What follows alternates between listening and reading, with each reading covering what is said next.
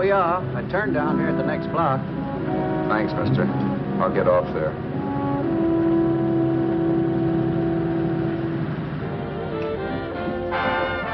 Want anything else? No. Hey, you. Me? Yeah, you. Where you heading? East. Too bad. I thought if you was heading north, I might be able to help you out. I'm pushing the Salt Lake, and I don't like to ride alone at night. I'm one of those guys that got to talk or I fall asleep. Oh. Sure, now, my partner, he's got Lou to keep him company, but I ain't got nobody at all. Where you coming from? West. Yeah, sure, I know, but where, L.A.? Maybe. Got a cousin out in L.A. You don't say. Yeah, he's been out. You're not much of a talker, are you? My mother taught me never to speak to strangers. Oh, a wise guy. So what? Okay, don't get sore. Just trying to be sociable, that's all. Hey, Glamorous. You change for a dime, will you?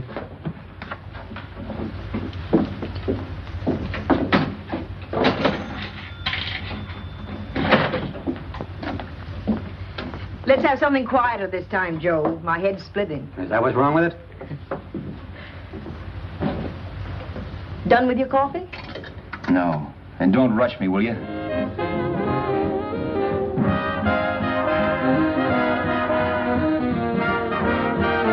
Hey, turn that off. Will you turn that thing off? What's eating you now? Yeah, what's eating you? That music, it stinks. Oh, you don't like it, huh? No, turn it off. Oh, wait a minute, pal. That was my nickel, see? This is a free country. And I play whatever I want to. Sure, and if you don't like it, you don't have to listen to it. And you can leave here anytime you want to. Okay, I'm sorry I asked. First good piece played tonight and you don't like it. Some people just ain't got any good taste.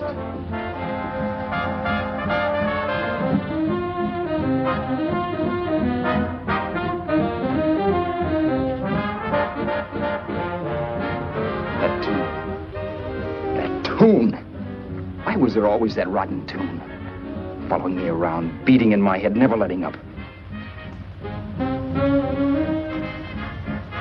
Did you ever want to forget anything? Did you ever want to cut away a piece of your memory or blot it out? You can't, you know. No matter how hard you try. You can change the scenery. But sooner or later, you'll get a whiff of perfume where somebody will say a certain phrase or maybe hum something. Then you're licked again. I can't believe that you're in love with me. I used to love that song once. So did the customers back in the old Break of Dawn club in New York. I can't remember a night when I didn't get at least 3 requests for it. Sue, she was always selling it too. Those were the days.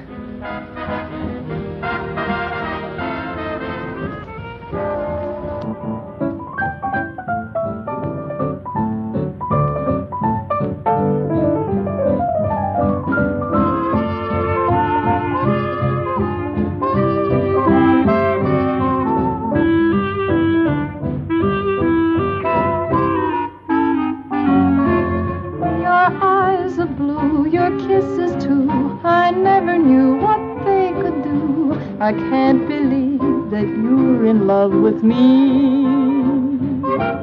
You're telling everyone you know that I'm on your mind each place you go. They can't believe that you're in love with me.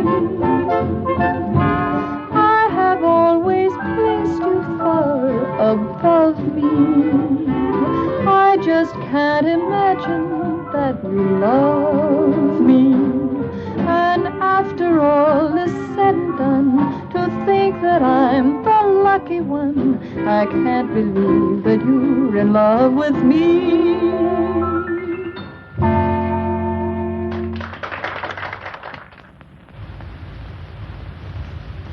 It wasn't much of a club, really. You know the kind. A joint where you could have a sandwich and a few drinks and run interference for your girl on the dance floor. I pounded the piano in there every night from 8 until the place closed up, which usually meant 4 in the morning. A good job as jobs went in those days. Then, too, there was Sue, who made working there a little like working in heaven. But how we felt about each other, well, there was nothing very unusual in that. I was an ordinary healthy guy, and she was an ordinary healthy girl. And when you add those two together, you get an ordinary healthy romance, which is the old story. Sure. But somehow, the most wonderful thing in the world.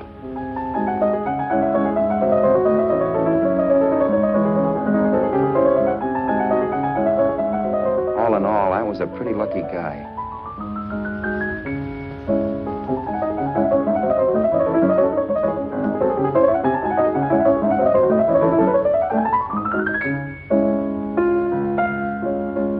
Mr. Paderewski, I presume. It's beautiful.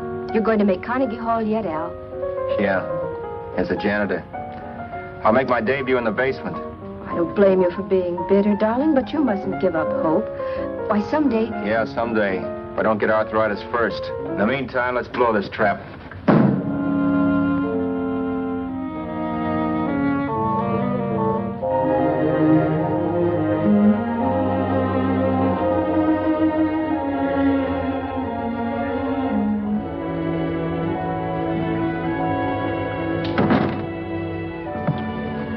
Like to get something to eat, hon? Oh, I don't think so, Al. I lose my appetite working in this flea bag. Let's go home. Okay. I can't stand much more of that dump. Did you see that drunk tonight trying to paw me? No, what drunk? Does it matter what drunk? Say, what's the matter with you tonight, darling? That's the third time you started to tell me something and then stopped. We shouldn't have any secrets from each other, Sue. Next week we're going to make with the ring and the license. You and me will be a team. Yes, that's right. In the Bush League. I don't get you. We've been struck out.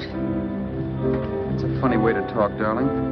Don't you want to marry me? Al, look, I love you. You know I do, and I want to marry you. But? But not now. Only after we've made good. Sunday I'm going away. Oh, I know you'll think it's silly. That's why I hesitated to tell you. But I'm going to California. I want to try my luck in Hollywood. That's the most stupid thing I ever heard of. Don't you know millions of people go out there every year and wind up polishing cuspidors? I thought you had better sense. You sound as if you don't think I have any talent. That has nothing to do with it. I'll make out all right. Maybe. But what about me? Doesn't it mean anything to you that you're busting up all our plans? We may not see each other for years? It won't be that long. I thought you loved me. I do. You know I do. Well, here we are. Al, why can't you see my side of it? I'm young. We both are, and we've got all the time in the world to settle down. Oh, really, darling, what I'm doing is the only sane thing to do. I hate the thought of being so far away from you, but we'll be together again someday. Maybe you'll decide to come out too later on. So long. Al, aren't you going to kiss me goodnight? Sure, why not? Good night.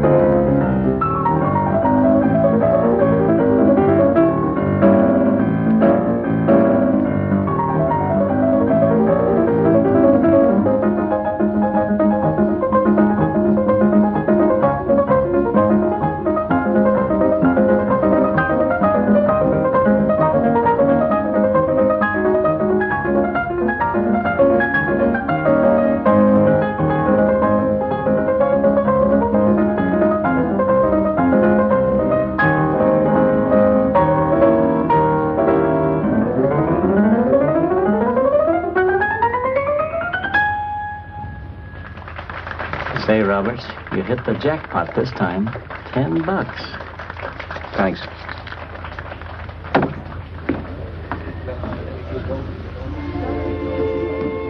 So when this drunk handed me a 10 spot after a request, I couldn't get very excited.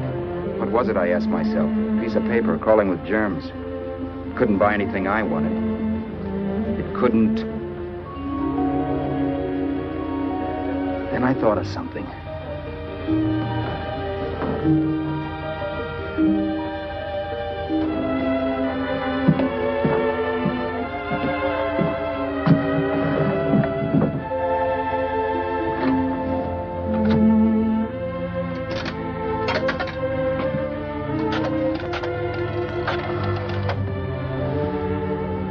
Long distance. I'd like to put a call through to Los Angeles. Miss Harvey. Sue Harvey, Harvey. The number is Crestview 65723.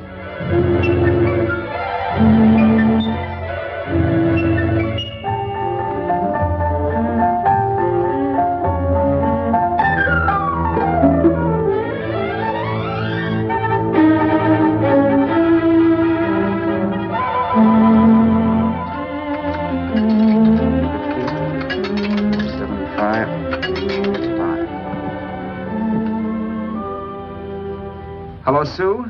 This is Al. Oh, baby, it's great to hear from you, too. What's that? You do? Oh, me too, darling. I thought I'd go batty without you. I just had to... Huh? You're working as a hashlinger? Gee, honey, that's tough. Those guys out in Hollywood don't know the real thing when it's right in front of them. You just stick it out, Sue, baby. Keep going around to those casting offices. I'm sure you'll click. Look, I'll tell you what. You stay put out there, I'll come to you. No, don't try to stop me. Just expect me. Train? Who knows? Train, plane, bus, magic carpet. I'll be there if I have to crawl. If I have to travel by pogo stick. And then, let's get married right away, huh? That's the stuff. That's what I've been wanting to hear you say.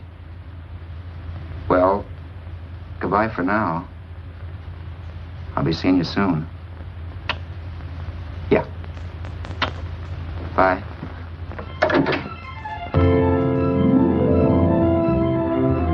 The only way I could cross country was to thumb rides. For even after hawking everything, I only had enough money to eat. Money. You know what that is. It's the stuff you never have enough of. Little green things with George Washington's picture that men slave for, commit crimes for, die for. It's the stuff that has caused more trouble in the world than anything else we ever invented. Simply because there's too little of it. At least I had too little of it. So it was me for the thumb.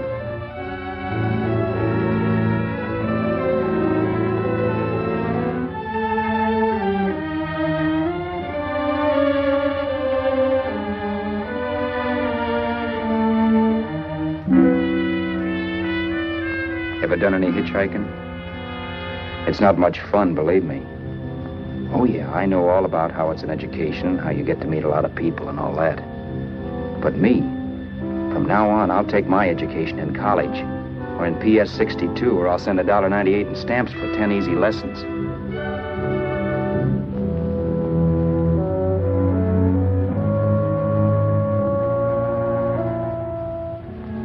Thumbing rides may save your bus fare, but it's dangerous. You never know what's in store for you. You hear the squeal of brakes. If only I had known what I was getting into that day in Arizona. Here, throw that in the back seat. Okay, let's go. Make sure that door's closed.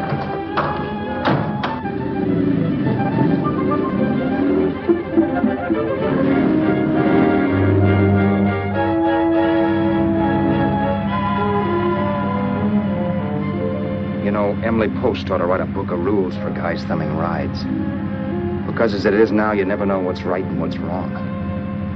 We rode along for a little while, neither one of us saying anything. I was glad of that. I never know what to say to strange people driving cars. Then, too, you can never tell if a guy wants to talk. A lot of rides have been cut short because of a big mouth. So I kept my mouth shut until he started opening up. Hand me that little box, the compartment, will you, pal? Hold the wheel, will you?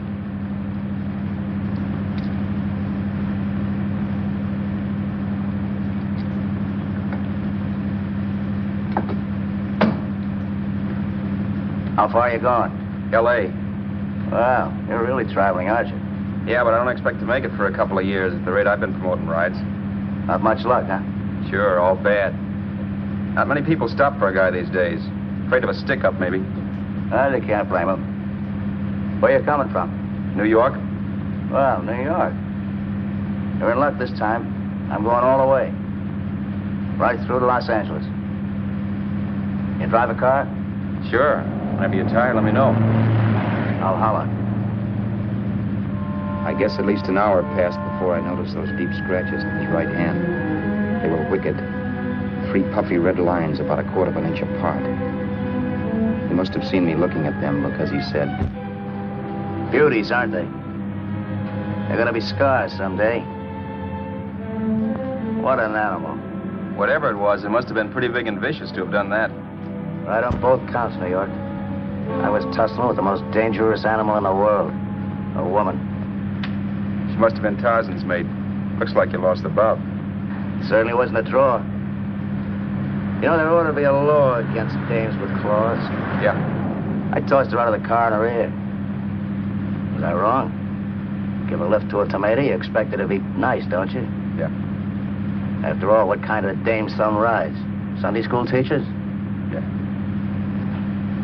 A little witch. She must have thought she was riding with some fall guy. And me, who's been booking horses around racetracks since I was 20. I've known a million dames like her. 2 million. Yeah.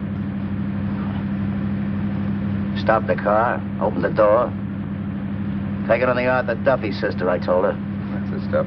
As I was done, huh? But if you want to see a real scar, brother, get a load of this. Wow. I got that one dueling. Dueling? Yeah, we're just kidding, of course. My dad owned a couple of Franco-Prussian sabers.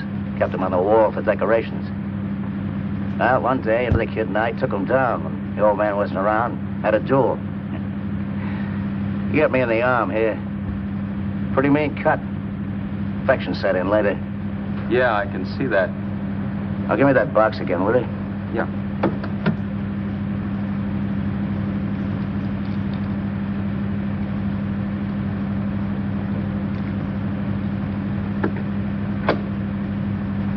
Pain made me lose my head, I guess. I began slashing. Before I knew it, I'd put the other kid's eye out. That was tough. Well, it was just an accident, of course. Do you know how kids are? I got scared, decided I was going to run away from home. Old man almost caught me when I was packing my duds. The bloody rag I had wrapped around my wrist hadn't caught his attention. You've seen the bundle for sure. But I beat it when he was phoning for a doctor. That was 15, 16 years ago. I haven't been home since. Pull in there for a bite or something, huh? A bite or something. Brother, was I hungry. I hadn't had anything in my stomach for hours. Yet even with that gnawing in the pit of my belly, I didn't want to be in too big a rush to put on the feed bag. First, I had to make sure this guy knew the score. If I got him down on me, goodbye ticket to Hollywood. I'll wait out here for you, mister. If it's the money, don't worry about paying for it. This time it's on me. Well, that's what... Haskell, think nothing of it. You make your first million, maybe you can do the same for me. Come on, New York. I gotta make the West Coast by Wednesday. There's a horse running at Santa Anita named Pirate Bicycle. Means to order me if I'm on him. We'll make it all right. He did most of the talking during the half hour we were in the place. I ate. He rambled on about his old man, whom we hadn't heard from since he ran away as a kid. Now he happened to become a bookie. And then all about how he got rooked in Miami. One race, 38 grand. They cleaned out my book. How do you like that? That was tough luck. Yeah, and I'm supposed to be the smart guy. Well, you just wait. I'm going back to Florida next season with all kinds of jack. And you watch those stinkers run for cover. Want anything else? No, thanks. I've had plenty.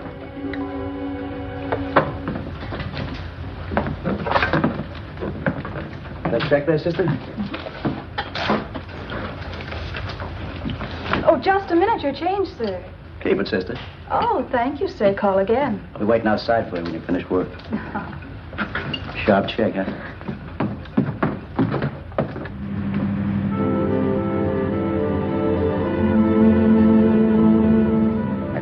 that night while Haskell slept like a log. After a while, I began to get sleepy myself. I was happy, though. Soon I'd be with Sue again. The long trip was practically over, and there'd be no more hoofing it down the concrete. I began to think of the future, which couldn't have been brighter if I'd embroidered it with neon lights. It was nice to think of Sue shooting to the top. It's amazing what a full belly can do to your imagination. Your eyes are blue, your kisses too. I never knew what they could do. I can't believe that you're in love with me. You're telling everyone you know I'm on your mind each place you go. I can't believe that you're in love with me.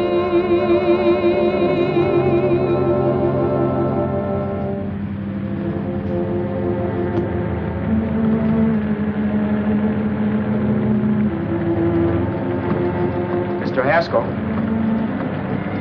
Mr. Haskell? Mr. Haskell, wake up. It's raining. Don't you think we ought to stop and put up the top?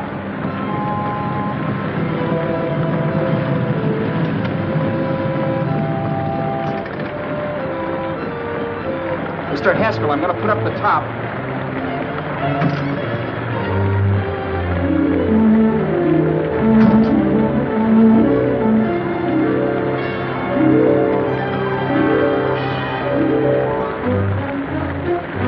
Until then, I'd done things my way.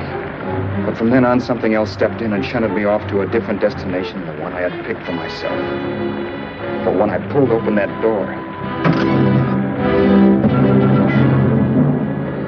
Mr. Haskell, what's the matter? Are you hurt? Are you hurt, Mr. Haskell?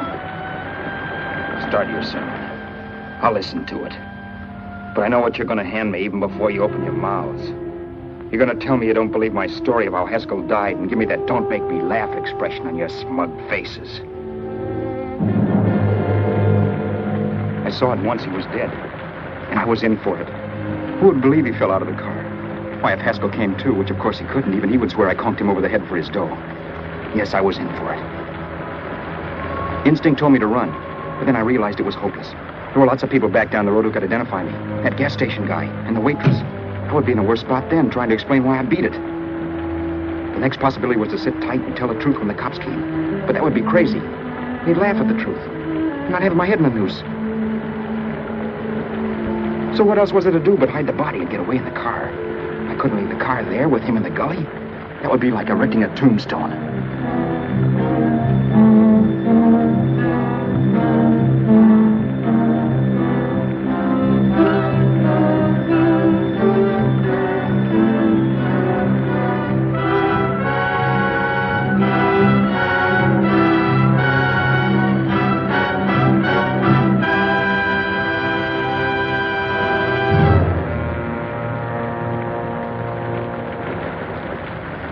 My idea was to cover him with brush, not to rob him.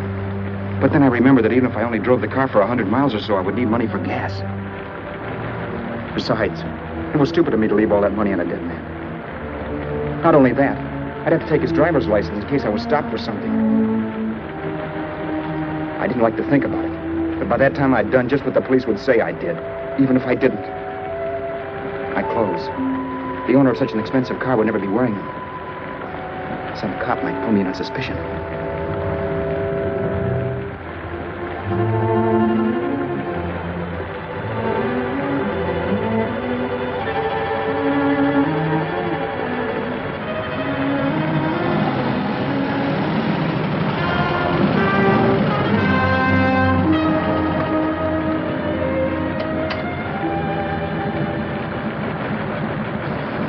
Hey, you, this your car? Don't you know better than to leave a car with the wheels halfway in the middle of the road? That's the way accidents happen. I'm sorry, officer. I was just putting up my top. I didn't think. Well, the next time, think. I'll let you go now, but watch your step in the future. I know that's a lonely stretch, but cars come by here once in a while, and we have plenty of crack-ups. Thanks, officer.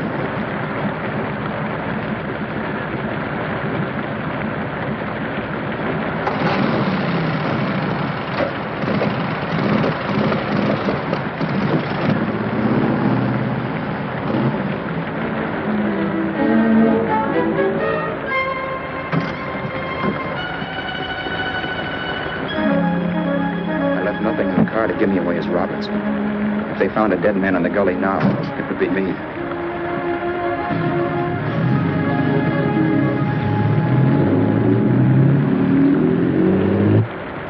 As I drove off, it was still raining, and the drops streaked down the windshield like tears. I kept imagining I was being followed and that I could hear sirens back in the distance. Just how long it took me to cover the 60-odd miles to the California state line, I don't know. I lost all track of time. But the rain had stopped and the sun was up when I pulled up to the inspection station. Hello? Carrying any fruits or vegetables? No. Any livestock or poultry? No. I'd like to see your registration and driver's license, please. Anything in the baggage compartment? Just baggage. Charles Haskell, Jr., age 30, brown eyes, dark hair. Identifying marks, none. Are you Charles Haskell, Jr.? Yes. Well, remember, if you're employed and you stay over 30 days, you take out California plates. All right, officer, but I'll only be in the state a short while. Right, you can go now.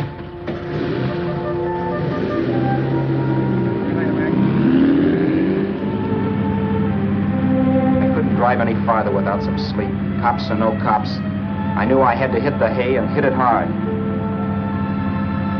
I was dead tired.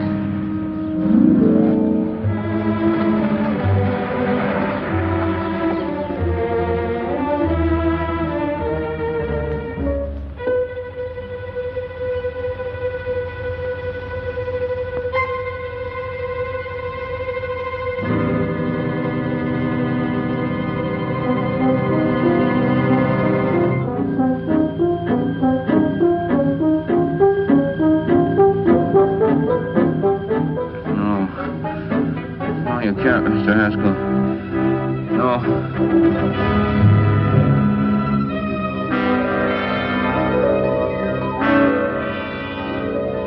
Mr. Haskell, you can't die.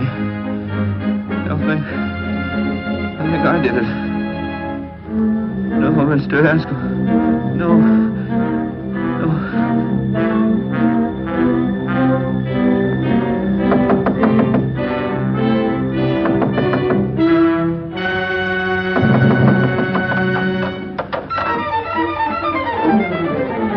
Who's there? It's the maid. Can I come in and clean? Later. In a half hour. All right, sir.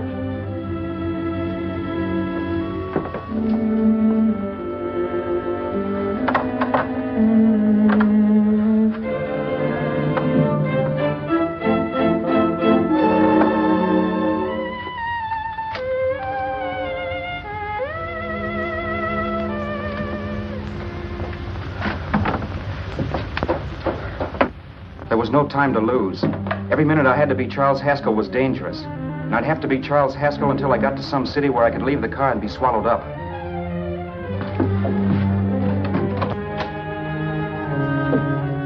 That meant driving the car as far as San Bernardino, maybe even to Los Angeles. In a little town, I might be noticed, but in a city, I should be safe enough. Then, after I ditched the car, I could go on to sue. But those 5 minutes at the state line made me realize it might be a good idea to find out a little bit about Mr. Haskell. Then, if anybody asked me questions, I could give the right answers. The first thing I found out was that I had $768. This was a lot of jack, but believe me, it was the kind of money I'd rather not have.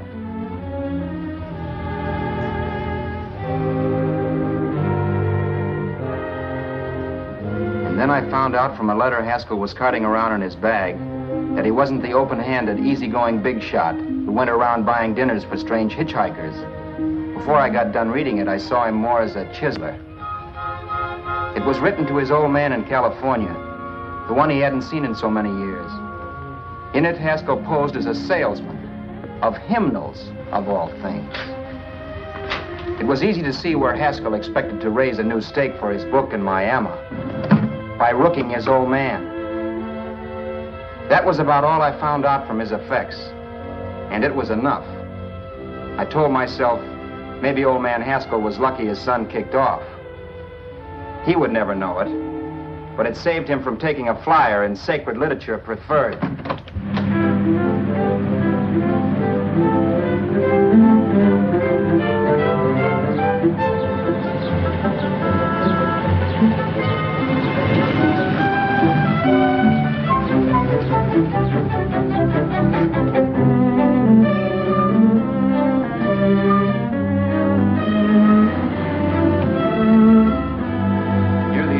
Desert Center, I pulled up for water. There was a woman. Hey, you! Come on if you want to ride.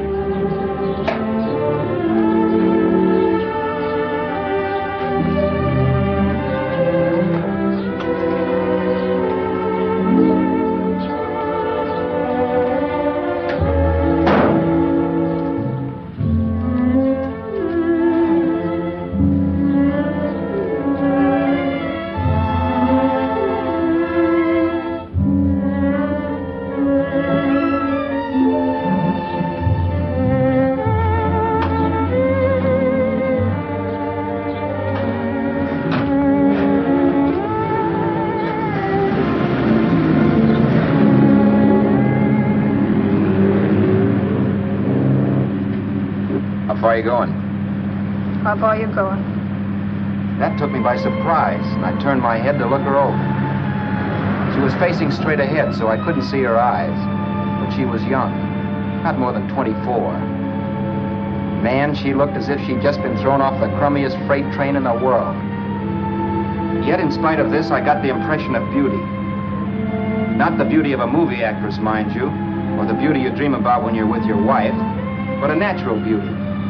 A beauty that's almost homely because it's so real. Then suddenly she turned to face me. How far did you say you were going? Los Angeles? L.A.? L.A.'s good enough for me, mister. That's what I was afraid of. What'd you say? Oh, nothing, just thinking out loud. People get in trouble for doing that. What's your name? You can call me Vera if you like. You live in Los Angeles? No. Where are you coming from? Oh, back there. Needles? No. Oh, sure, Phoenix. You look just like a Phoenix girl. Are the girls in Phoenix that bad? The girl must have been pretty tired, because she fell asleep not 20 minutes after she stepped into the car. She lay sprawled out with her head resting against the far door, like Haskell.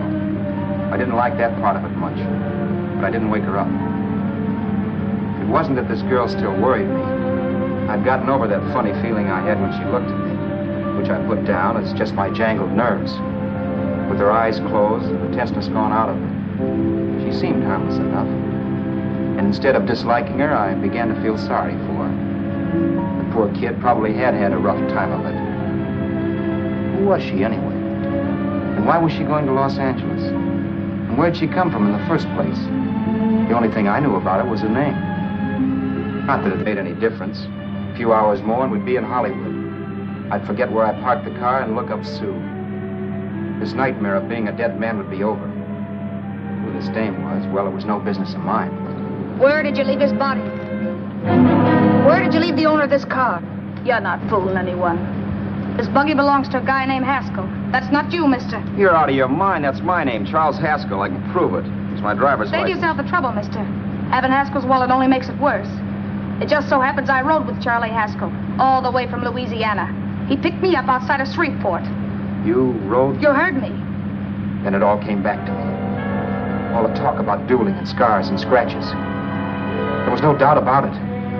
Vera must be the woman Haskell had mentioned. She must have passed me while I slept. Well, I'm waiting. My goose was cooked. She had me. That Haskell guy wasn't dead yet. He wasn't stretched out stiff and cold in any Arizona gully. He was sitting right there in the car, laughing like mad while he haunted me. Well?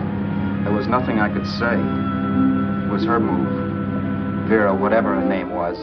It was just my luck picking her up on the road. It couldn't have been Helen, or Mary, or Evelyn, or Ruth. It had to be the very last person I should ever have met. That's life. Whichever way you turn, fate sticks out a foot to trip you.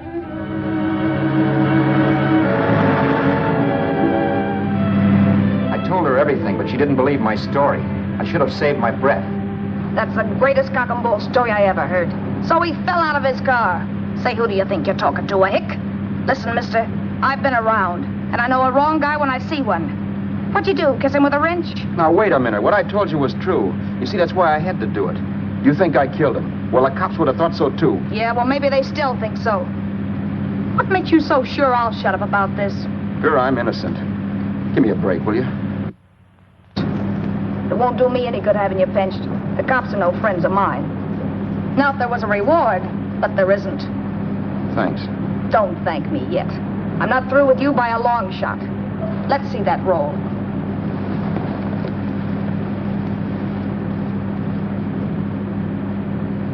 Is that all Haskell had? Isn't it enough? No, I thought he had more. Not that I know of. You can search me. You think I'm holding out on you? Well, maybe I will at that. He told me he was going to bet $3,000 on a horse named Paradisical on Wednesday at Santa Anita. He was stringing you along. He meant 300. Maybe. Sure, $3, 300. He was a piece of cheese, a big blowhard. Listen, mister, don't try and tell me anything about Charlie Haskell. Remember, I knew him better than you did. Okay, then you knew he was a four-flusher. That explains the $3,000 bet. I'm not so sure he didn't have that $3,000. Why should I believe you? You got all the earmarks of a cheap crook. Now, wait a Shut minute. Up. You're a cheap crook and you killed him. For 2 cents, I'd change my mind and turn you in. I don't like you. All right. Don't get sore. I'm not getting sore, but just remember who's boss around here. If you shut up and don't give me any arguments, you'll have nothing to worry about. But if you act wise, well, mister, you'll pop into jail so fast it'll give you the bends. I'm not arguing. Well, see that you don't. You know, as crooked as you look, I'd hate to see a fella as young as you wind up sniffing that perfume that Arizona hands out free to murderers. I'm not a murderer. Of course you're not. Haskell knocked his own head off. He fell, that's how it happened, just like I told you. Sure, and then he made you a present of his belongings. I explained why I had to do that. Doesn't make a difference one way or another. I'm not a mourner. I liked Haskell even less than I like you. Yeah, I saw what you did to him. What do you mean? Those scratches on his wrist. Sure, I scratched him. I'll say you did. So your idea was to drive the car a little way, maybe into San Bernardino, and then leave it. You weren't going to sell it? Sell it? You think I'm crazy? Somebody else's car? See, all I want to do is leave it somewhere and forget I ever saw it. Not only don't you have any scruples, you don't have any brains. I don't get you. Maybe it's a good thing you met me. You'd have got yourself caught, sure. Why, you dope. Don't you know a deserted automobile always rates an investigation? Huh? Look, the cops find a car. Then they get curious. They wonder where the owner is. So, all right, they don't trace Haskell. They trace you. I never thought of that. The only safe way to get rid of the car is to sell it to a dealer. Get it registered under a new name. Say, stop at the next store. I want to get a bottle and do some shopping before we hit L.A. Okay. As soon as we find a place, I'll drop you off and pick you up later. Nothing doing. You're coming in, too. From now on, you and I are like the Siamese twins. Have it your way, but I don't get the point. The point is, I don't want you to get lost. I'm not going to beat it if that's what you're afraid of. I'll say you're not. Well, I'm going to see that you sell this car so you don't get caught. Thanks. Of course, your interest wouldn't be financial, would it? You would want a small percentage of the profits. Well, now that you insist, how can I refuse? 100% will do. Fine. I'm relieved. I thought for a moment you were going to take it all. I don't want to be a hog. A few hours later, we were in Hollywood. I was recognizing places Sue had written about. It struck me that far from being at the end of the trip, there was a greater distance between Sue and me than when I started out. Vera wasn't kidding with that Siamese twins crack. She rented a little apartment as Mrs. Charles Haskell. When I objected to this, she explained that it was on account of the car. A dealer might think something was funny if he called and found we were using different names.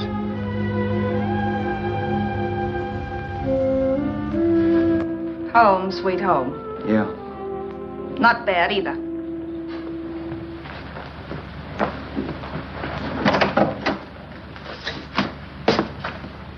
In case there's any doubt in your mind, I'll take the bedroom. Yeah. Sure is stuffy in here.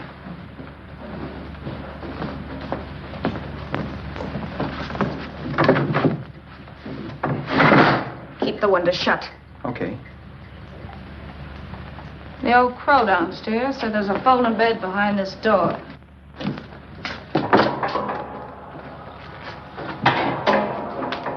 You know how to work it? I invented it.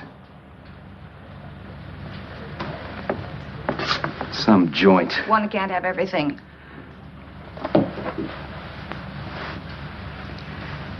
I'm first in the bathtub. I don't know why, but I figured you would be.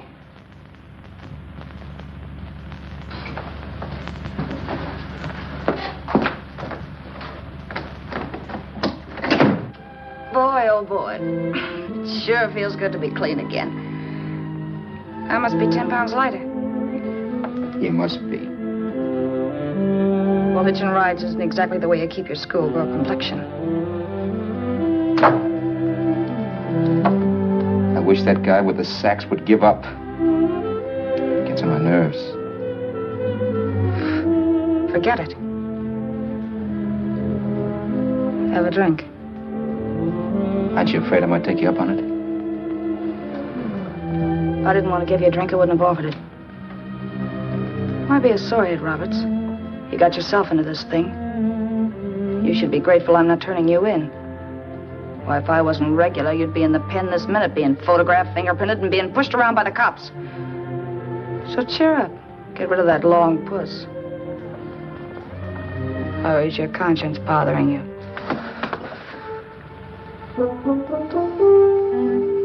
No, it isn't. Swell. That's the spirit.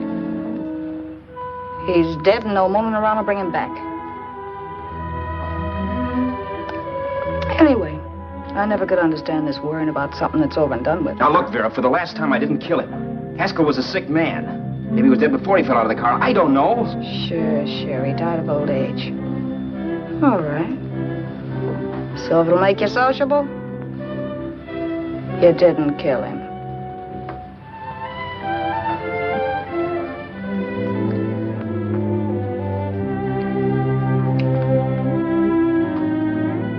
Thanks.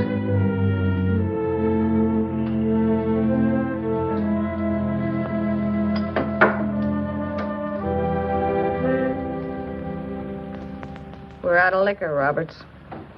Yeah. Too bad. I felt like getting tight tonight. Well, I think you succeeded. Am I tight? As a prima donna's corset. That's good. I wanted to get tight. Why? What have you got to get tight about? Oh, I don't know. Few things. You should have my worries. If I had your troubles, I'd stay sober. And I've got the key to that door. Yeah. Maybe you're right.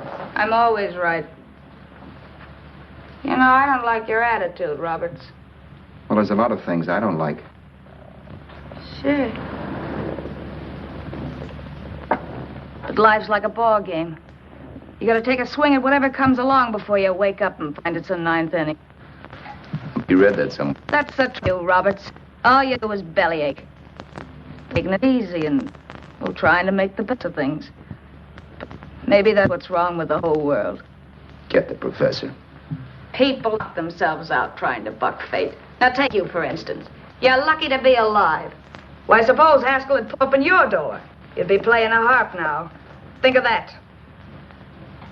You think of it. I'm tired of thinking. There's plenty of people dying this minute. I would give anything to trade places with you. I know what I'm talking about. I'm not so sure. At least they know they're done for. They don't have to sweat blood wondering if they are. Your philosophy stinks, pal. We all know we're going to kick off someday. It's only a question of when. But what got us on this subject anyway? We'll be discussing politics next. Yeah. Where'd you hide the butts? On the table, sucker.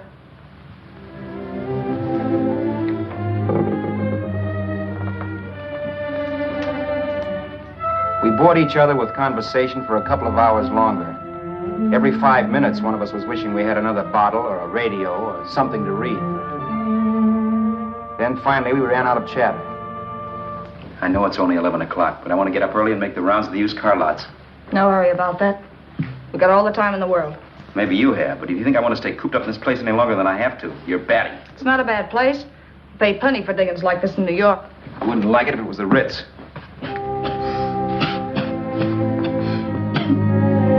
Rotten liquor. You got a mean cough. Ought to do something about it. I'll be all right. That's what Camille said. Who? Nobody you know. Wasn't that the Dane that died of consumption? Yeah. Wouldn't it be a break for you if I did kick off? You'd be free with all Haskell's dough and car. I don't want to see anybody die. Not even me. Especially not you. One person died of me. If you did, well, that's all I need. You don't like me, do you, Roberts? Like you. I love you. My favorite sport is being kept prisoner. After we sell the car, you can go to Blazers for all I care. But not until then.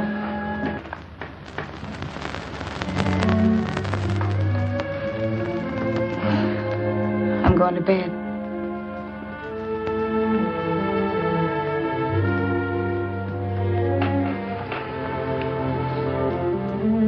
Good night, Roberts. Don't try and sneak away during the night. All the doors are locked. Anyway, if I find you gone in the morning, I'll notify the police. They'll pick you up. Don't worry, I know when I'm in a spot. Well, good night. I hope that portable rack isn't too uncomfortable for you. Don't lose any sleep over it, will you, Vera?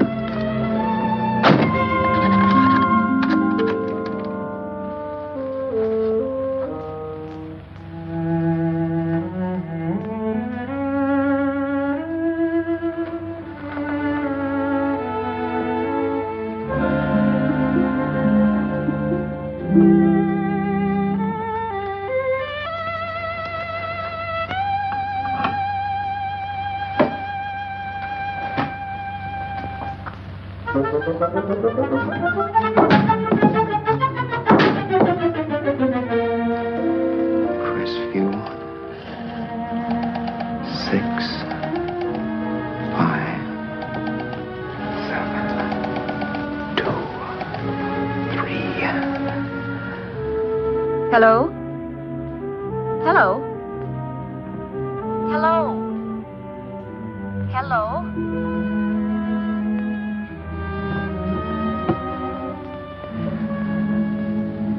No. Not yet, darling. Tomorrow. Maybe. If this were fiction, I would fall in love with Vera, marry her and make a respectable woman of her, or else she'd make some supreme Class A sacrifice for me and die. Sue and I would bawl a little over her grave and make some crack about there's good in all of us. But Vera, unfortunately, was just as rotten in the morning as she'd been the night before. All right, I'm coming. Look, Vera, it's almost noon. So what? The dealers will be there all day? They'll be there all year, too, but it doesn't wait that long. Shut up. You make us like a husband. Well, do I rate a whistle? You sure do, but let's go. Let's go. I spent $85 and 2 hours preparing bait, and all you can say is let's go. Come on.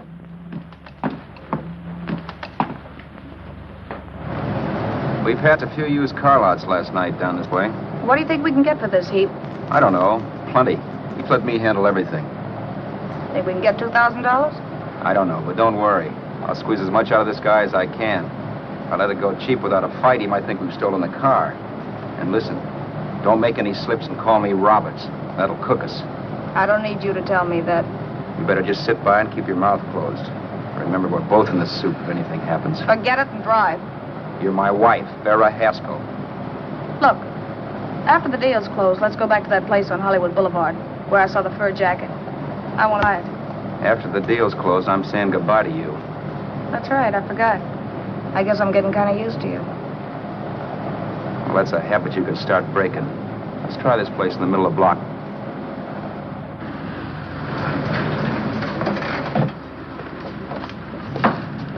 Good afternoon. What can I do for you? We're interested in selling a car. If the price is right. Well, if it's in good mechanical condition, it should blue book for about $1,600. Tony, take a look at this motor. $1,600. Are you kidding?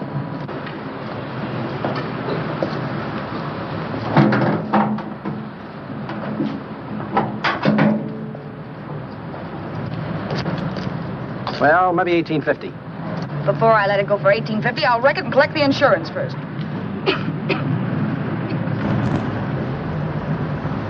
Lady, this motor's seen a lot of driving.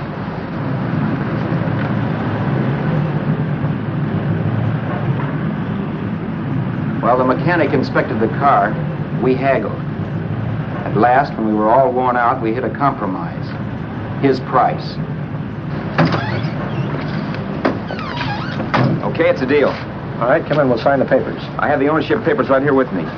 Look, Vera, in the meantime, will you clean the dash compartment? There may be some stuff in it. All right, darling. $1,850. That dirty crook.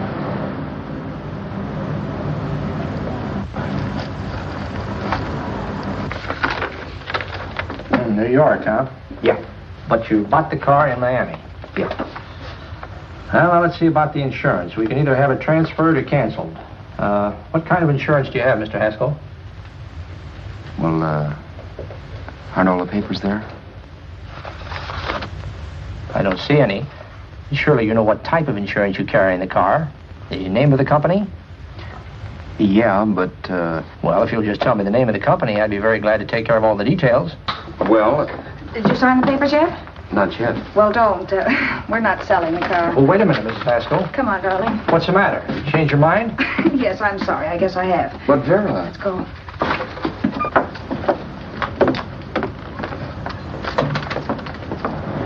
You got me out of a tight spot, Vera. But I still don't understand all this. You will in a minute. I almost threw away a gold mine. $18.50 isn't to be sneezed at. The car doesn't book for as much as I thought. We're not selling the car. You want to keep it. Now, wait a minute, Vera. You said yourself I wouldn't be safe until the car was in someone else's name. I'd like to be free of this mess when I go. That's just it, Roberts. You're not going. There's a drive-in at the next corner. Pull in there and we'll get a bite to eat. And I'll explain. What is this, another one of your brilliant ideas?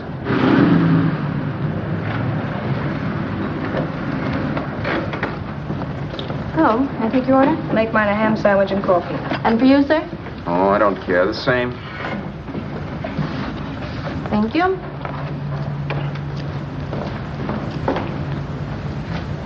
Get this, Vera. I've been pretty patient so far. I've done everything you asked me to do, but no more. Shut up. You've taken Haskell's money.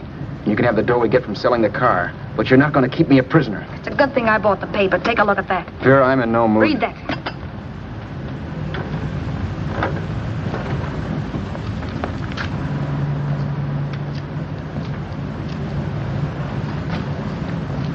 No. Yes. No, I won't do it. Yes, you will. You think I'm crazy? It's impossible, I tell you. Excuse me.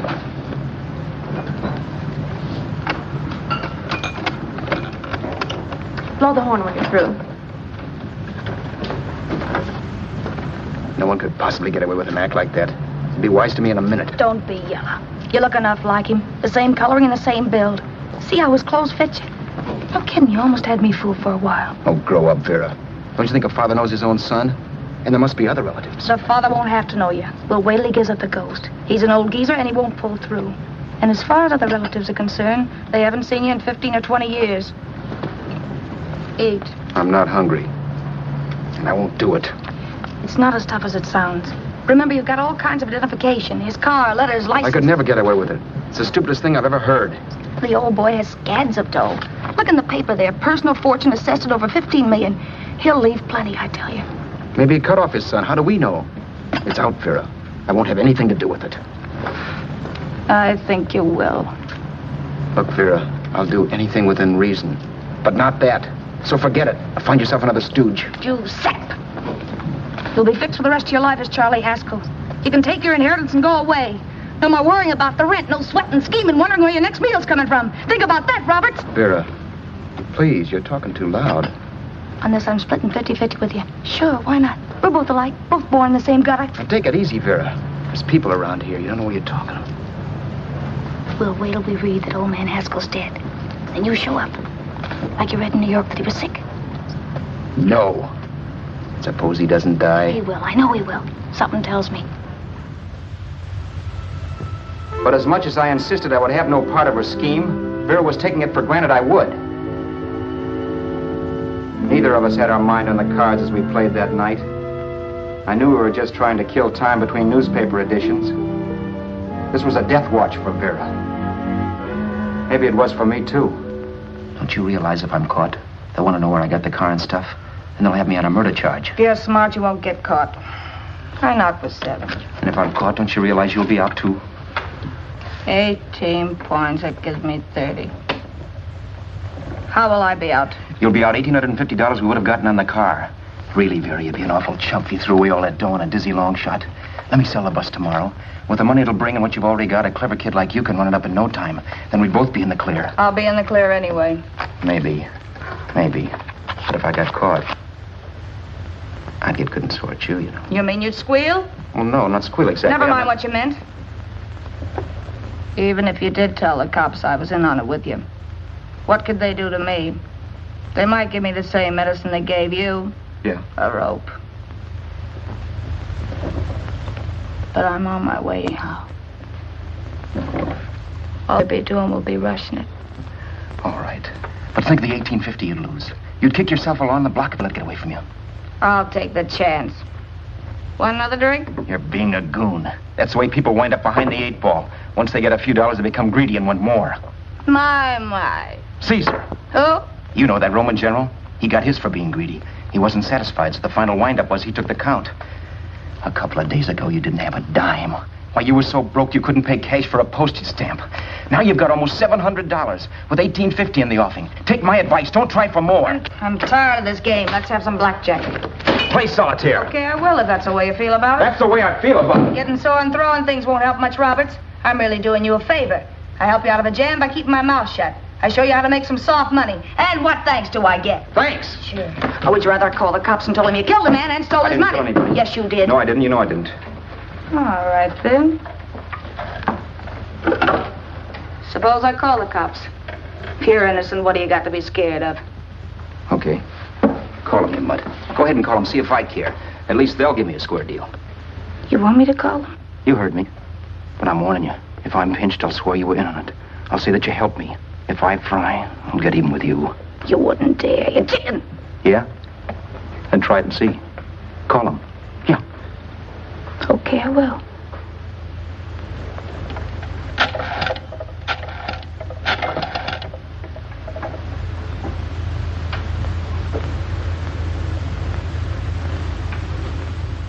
Information? I want the number of the Hollywood police station. Okay, I got it, thanks. Wait a minute, Vera. You wouldn't do that. Well, wouldn't do that, and I'll show you if I would. Take it easy now. Let's talk this over. This was early in the evening, and the conversation, while hectic, was at least pitched low. But as the minutes passed, and more obstacles to her plan popped into my head, the air got blue. Each word coming from our lips cracked like a whip. I reminded her that as Charles Haskell, I didn't even know my mother's name, where I'd gone to school, the name of my best friend, whether I had an Aunt Emma or not, my religion, and if I'd ever owned a dog. I didn't even know what my middle initial stood for. I also pointed out that the real Haskell had a scar on his forearm. His people never saw that scar. He told me he ran away right after putting out the kid's eye. Yeah, but his father knew he was cut. It had to be some kind of a mark. So what? The old man's dead, or will be. I hope by tomorrow morning's papers. Anyway, you could cut yourself a little, couldn't you? Boy, for that kind of dough, I'd let you cut my leg off. You're drunk and you're crazy mad, Vera. Turn me in if you want to, but I won't get mixed up in this. Besides, how do we know Haskell was such a phony? Maybe it wasn't the man's son at all. Maybe he just dreamed it up. Well, dreaming or not, you won't be dreaming when the law taps you on the shoulder. There's a cute little gas chamber waiting for you, Roberts. And I hear extradition to Arizona's a cinch. Where's that phone? Vera! Leave me alone! Vera! Here! I want a phone call, police. I hate you, yellow stinker. You leave me alone! I'll let you alone when you promise to leave the phone where it is. You're drunk. You don't know what you're doing. You're hurting me. Will you promise? All right.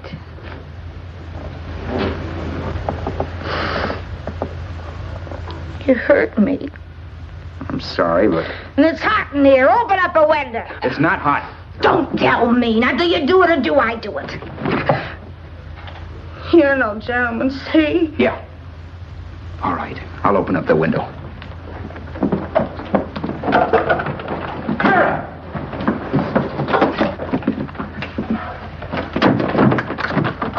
the door. Please open the door. Vera, open the door. Don't use the phone. Listen to me. I don't like you, Roberts. You're no gentleman, see? You hurt my hand, and I'm going to get even with you. If you don't open the door, I'm going to kick it down, Vera. Vera, don't call the cops. Listen to me. I'll do anything you say. Vera, let me in. I'll break the phone.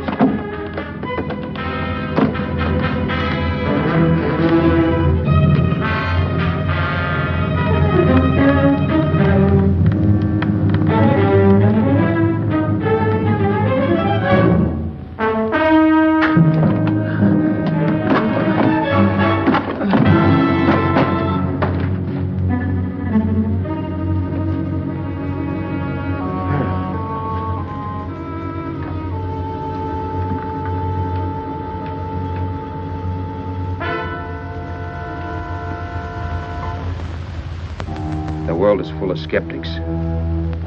I know. I'm one myself. In the Haskell business, how many of you would believe he fell out of the car?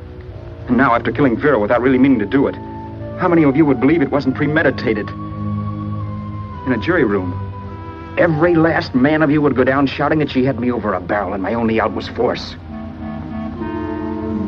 The room was still. So quiet that for a while I wondered if I had suddenly gone deaf. It was pure fear, of course. And I was hysterical. But without making a sound. Vera was dead. And I was her murderer. Murderer? What an awful word that is. But I'd become one. I'd better not get caught. What evidence there was around the place had to be destroyed. And from the looks of things, there was plenty. Looking around the room at things we'd bought was like looking into the faces of 100 people who'd seen us together and who remembered me. This was the kind of testimony I couldn't rub out. No. I could burn clothes and hide bottles for the next 5 years. There'd always be witnesses. The landlady, for one. She could identify me. The car dealer, the waitress in the drive-in, the girl in the dress shop, and that guy in the liquor store. They could all identify me. I was cooked. Done for. I had to get out of there. While once I'd remained beside a dead body, planning carefully how to avoid being accused of killing him, this time I couldn't. This time I was guilty. I knew it. Felt it. I was like a guy suffering from shock. Things were whirling around in my head. I couldn't make myself think right. All I could think of was the guy with the saxophone and what he was playing. It wasn't a love song anymore. It was a dirge.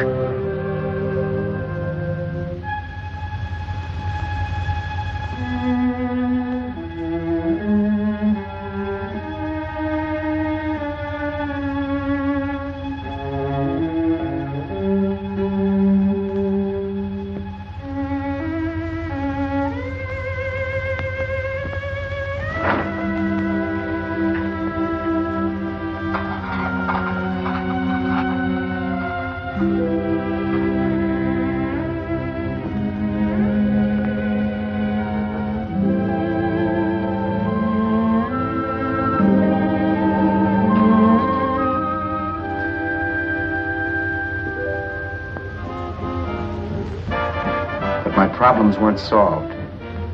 I had to stay away from New York for all time because Al Roberts was listed as dead and had to stay dead. And I could never go back to Hollywood. Someone might recognize me as Haskell. Then, too, there was Sue. I could never go to her with a thing like this hanging over my head.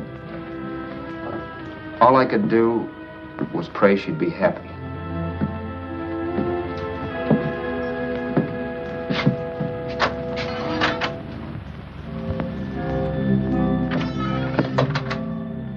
I was in Bakersfield before I read that Vera's body was discovered, and that the police were looking for Haskell in connection with his wife's murder. Isn't that a laugh? Haskell got me into this mess, and Haskell was getting me out of it. The police were searching for a dead man. I keep trying to forget what happened, and wonder what my life might have been if that car of Haskell's hadn't stopped. But one thing I don't have to wonder about. I know. Someday a car will stop to pick me up that I never thumbed.